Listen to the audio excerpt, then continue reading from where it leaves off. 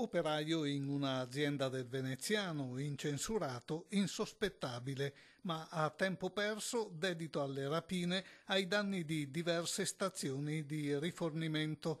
L'uomo, un 38enne di Fossalta di Piave, avrebbe compiuto 2 rapine assieme ad un complice di 55 anni di Breda di Piave. Nel mirino dei banditi l'area di servizio Agip di Musile di Piave e la X-Oil di San Biagio di Callalta. Dopo la rapina che c'è stata in questa provincia, dell'area di servizio, sono state svolte indagini unitamente alla compagnia dei carabinieri di San Donà di Piave, che hanno consentito di raccogliere per i 2 soggetti indagati degli elementi che hanno portato all'emissione di questa misura cautelare. I 2, l'operaio ed il giostraio, hanno agito la scorsa estate in diverse occasioni, secondo identiche modalità di intervento. Entravano in scena all'orario di chiusura, con il volto coperto da caschi da motociclista e armati di pistola e taglierino minacciavano i presenti per farsi consegnare l'incasso della giornata pari ad alcune migliaia di euro. In questa indagine diciamo che abbiamo unito quella che è la tecnologia, quindi le indagini tecnico-scientifiche e la scienza, quindi a quella che è l'indagine vecchia maniera, andando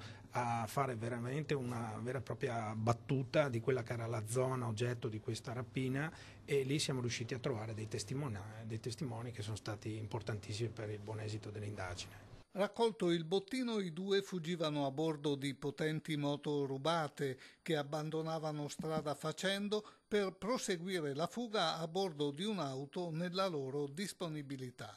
Uno dei banditi è stato incastrato grazie al DNA recuperato sulla moto, l'altro grazie ad un testimone che ha descritto ai militari l'auto della banda. Le indagini proseguono per verificare la loro responsabilità relativamente ad altre rapine compiute nel Padovano e nel Trevigiano. Sì, al momento solo Padova e Treviso, però stiamo verificando un po' in tutto il Veneto, anche con il contributo chiaramente dei colleghi dei comandi limitrofi e dell'intera regione, se ci siano altri colpi per modus operandi, diciamo, analoghi a quelli per i quali stiamo procedendo.